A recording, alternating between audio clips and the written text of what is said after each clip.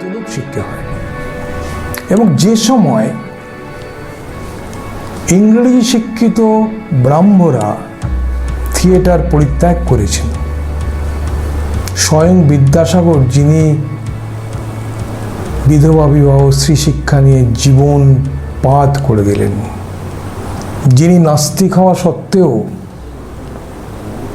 যাকে শ্রীরামকৃষ্ণ নিজে গিয়ে যার সঙ্গে দেখা করেছিলেন, শ্রদ্ধা জানিয়ে এসেছিলেন, তুমি তো দয়ার সাগর, তুমি তো বিদ্যার সাগর, জেনে যে বিদ্যাসাগর কিন্তু নাস্তিক, কিন্তু বিদ্যাসাগরের কাজ ঠাকুরের পছন্দ, শ্রীরামকৃষ্ণের পছন্দ।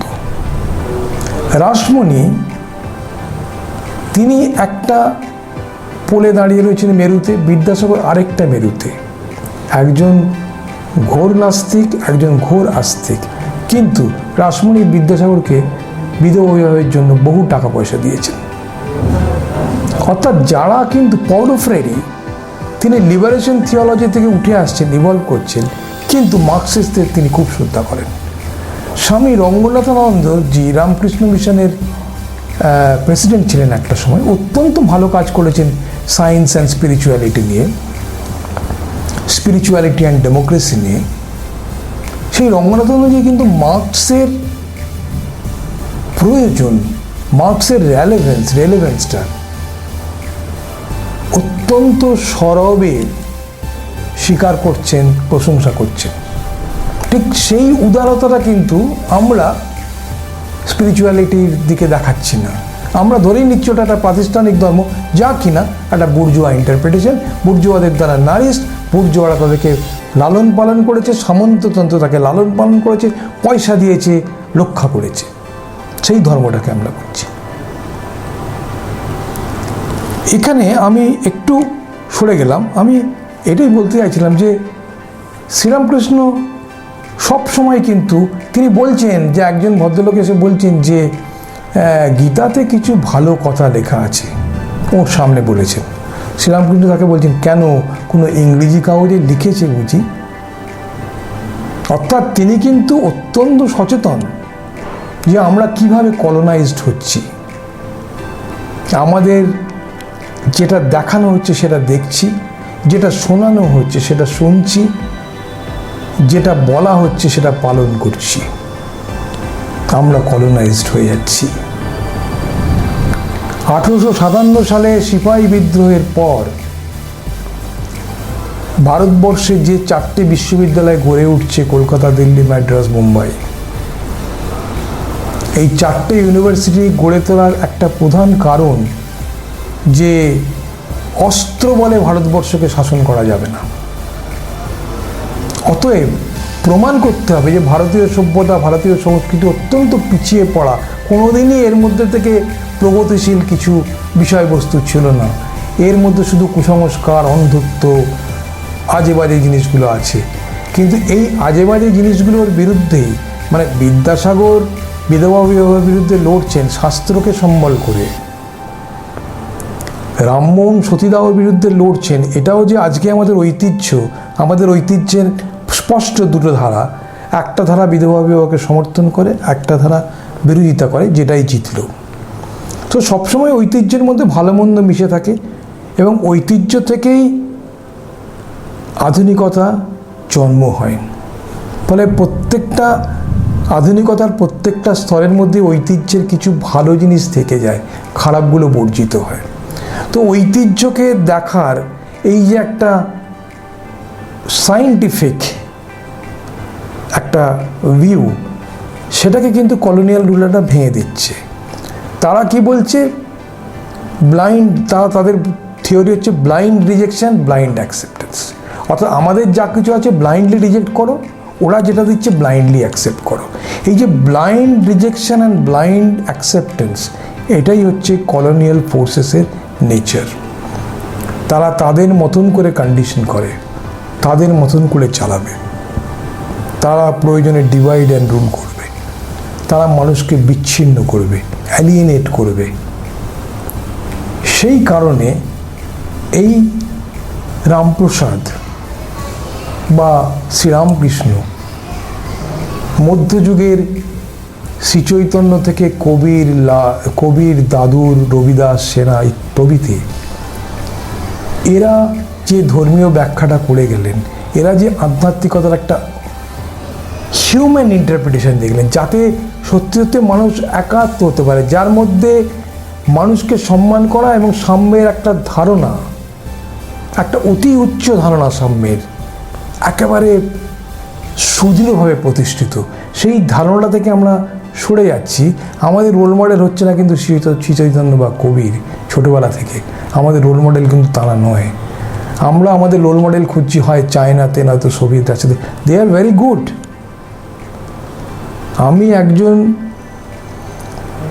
নিজেকে মার্ক্সবাদী বলি না, মার্কসিস্ট বলি না, কিন্তু মার্ক্সের প্রতি একটা মানে গভীর শ্রদ্ধা পোষণ করেছি, আর সেই জন্যই কিন্তু আজকে আমি এই কথাগুলো বলছি যে আমার দেশের ইতিহাসকে আমায় জানতে হবে। ইউরোপের ইতিহাস কখনো ডিটারমিন করতে পারে না যে আমার সমাজটা ঠিক কীরকম ছিল এবং তাকে আমি কিভাবে একটা তার একটা বৈপ্লবিক উত্তরণ ঘটতে পারে, সেটা কখনো কোনো বাইরের মডেল থেকে আসতে পারে না। সেটাও কিন্তু এক ধরনের কলোনিয়ালিজম, এবং এই কলোনিয়ালিজম, দু ধরনের কলোনিয়ালিজম আমাদের মধ্যে কিন্তু কারোর মধ্যে, আমাদের যারা আমরা একটা বিশেষ আদর্শকে জীবনের ধরে নিয়েছিলাম, তাদের মধ্যেও কিন্তু এই জিনিসটা হয়েছে। তো এইটা আমাদেরকে ভীষণভাবে ভাবতে হবে। হেক্টরের কথাটা, যে next revolution will B A spiritual one. এখানে একটা ব্রেকটের একটা কোট একটু করব, এটা আমার ফেসবুকে আছে, আমি পোস্ট করেছিলাম এটা। সেটা হচ্ছে rethink and remember. Rethink and remember, Brecht said, mixing one's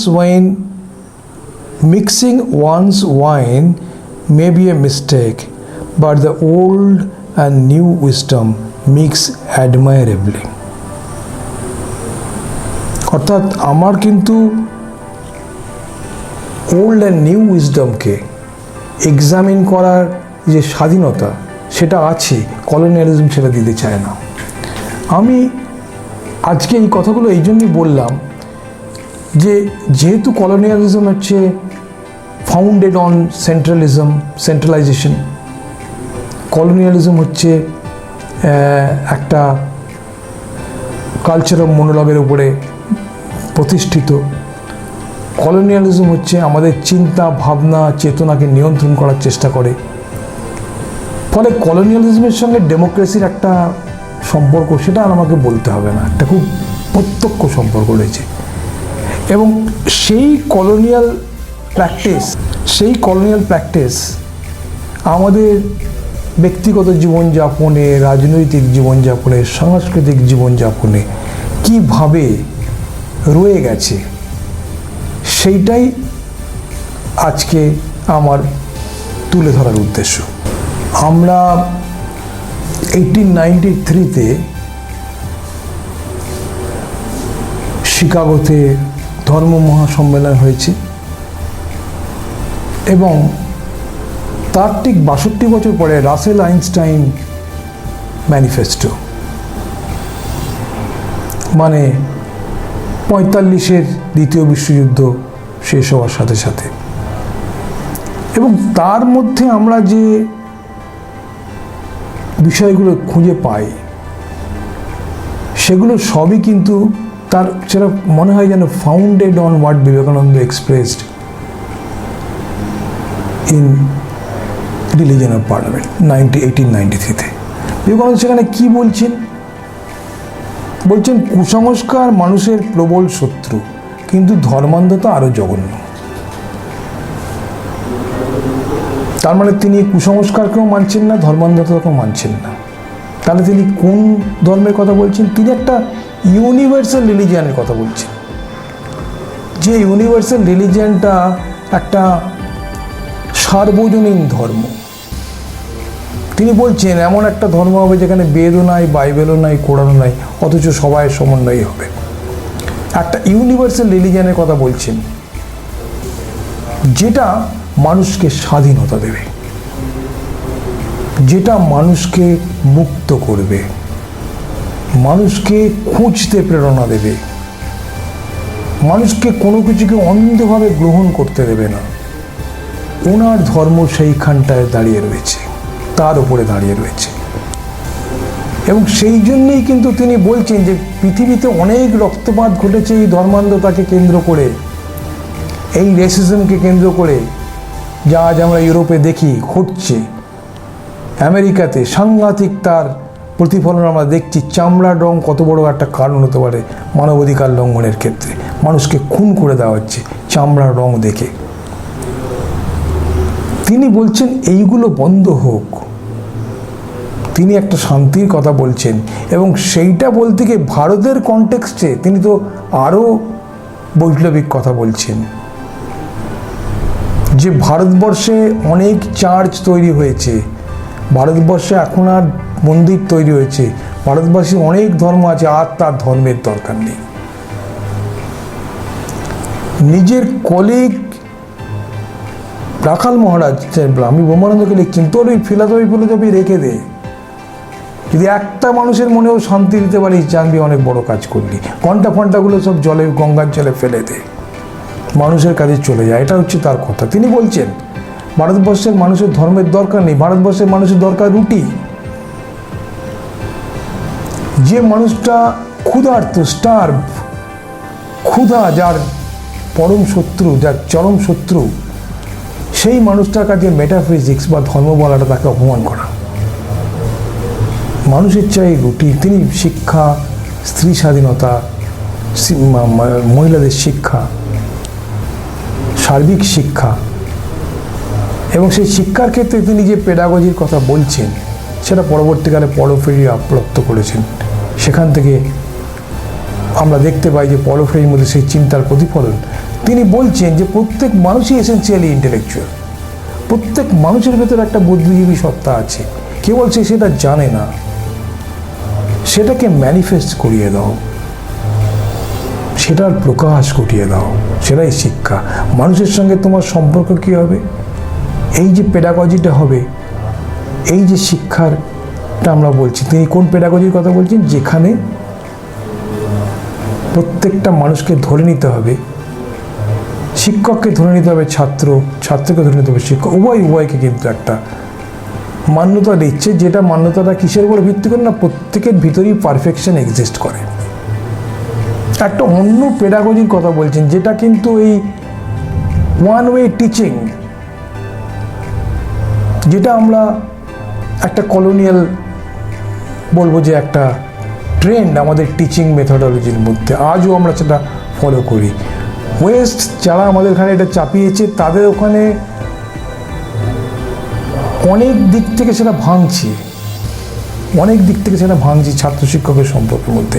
আমাদের মধ্যে কিন্তু এখনও একটা পারফেক্ট কালচারাল মনোলগ, এখনও একটা কলোনিয়াল। আমাদের শিক্ষায়, সমাজ চেতনায়, জীবনযাপনে, রাজনীতিতে আমরা এখনও কিন্তু colonial.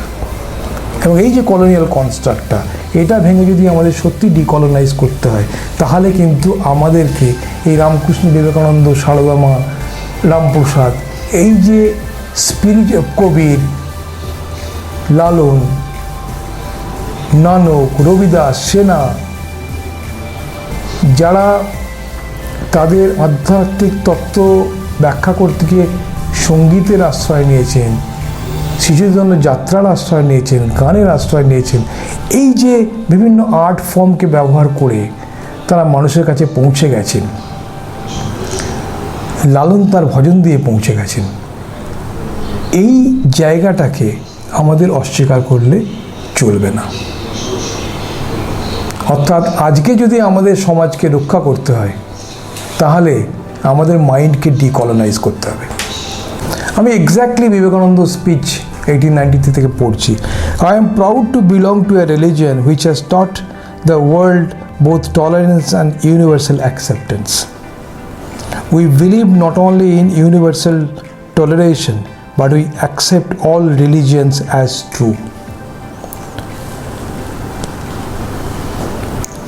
You erect churches all through India, but the crying evil in the East is not religion. They have religion enough, but it is bread that the suffering millions of burning India cry out for with parched throats. They ask us for bread, but we give them stones. It is an insult to a starving people to offer them religion. It is an insult to a starving man to teach him metaphysics. Very clear. তার ধর্ম কখনোই একটা উন্নত সমাজ পরিবর্তন বৈপ্লবিক চিন্তা থেকে দূরে নয়। এই ব্যাপারে আমাদের একটা ক্লিয়ার আন্ডারস্ট্যান্ডিং থাকতে হবে যখন আমরা চাইব যে নিজেদের মনকে ডিকলোনাইজ করতে। ডিকলোনাইজ করার প্রসঙ্গে আমাদের ইতিহাস সংস্কৃতির দিকে ফিরে যাওয়ার তাগিদ প্রসঙ্গে আমি খ্যাতিমোহন সেন, যিনি রবীন্দ্রনাথের অত্যন্ত স্নেহধন্য সংস্কৃত পণ্ডিত এবং অমর্ত্য সেনের দাদামশাই, তিনি বলছেন বহু সংস্কৃত শাস্ত্র গ্রন্থ আরব ও পারস্য দেশে পূর্বেই অনুদিত হইয়াছিল। তাহার পর অলবেরুনি ভারতের ধর্ম ও দর্শনের সম্বন্ধে চমৎকার পরিচয় দিয়া গিয়াছেন। তাহার পরেও বহু সংস্কৃত গ্রন্থের পার্সি অনুবাদ হইয়াছে। আব্দের রহিম, আজিজ শাহ প্রভৃতি বিদগ্ধজন বৈষ্ণব সাহিত্যের বড় রসজ্ঞ ছিলেন। আকবরের সময় নগরী মোবারকের পুত্র আবুল ফজল ও ফৈজি অনেক সংস্কৃত গ্রন্থের অনুবাদ করেন। সেই যুগে মহাভারত হইতে যোগ বশিষ্ঠ পর্যন্ত অনেক গ্রন্থ ভাষান্তরিত হইয়াছে। অর্থাৎ আমাদের ইতিহাস ইভেন ব্রিটিশরা আসার জাস্ট আগে পর্যন্ত মুঘল আমলেও আমাদের ইতিহাস কিন্তু অন্য কথা বলছে। সেখানে ডিভাইড অ্যান্ড রুলের প্রসঙ্গ নেই। সেখানে দারাশুকো একজন বিরাট বড় সংস্কৃত স্কলার, যিনি উপনিষদের ফার্সি অনুবাদ করছেন। সে কারণেই সুদীপ্ত কবিরাজ তার এখন মার্কস প্রবন্ধে বলছেন বাঙালির ইউরোপ চর্চা গ্রন্থটির নাম। সম্ভবত অরিন্দম চক্রবর্তী সেটার সম্পাদনা করেছেন। সেখানে এখন মার্কস প্রবন্ধে সুদীপ্ত কবিরাজ খুব ক্লিয়ারলি বলছেন যে সংস্কৃত এবং ফার্সি এই দুটো চর্চা না থাকাটা আমাদের অতীতকে বোঝার ক্ষেত্রে একটা সবচেয়ে বড় অন্তরায় হয়ে উঠেছে, এবং যে কাজটা খুব সুচারুভাবে করেছেন কলোনিয়াল রুলাররা। আজও আমাদের কলোনাইজড মাইন্ড এটা বুঝতে পারছে কিনা সেটাই সবচেয়ে বড় প্রশ্ন।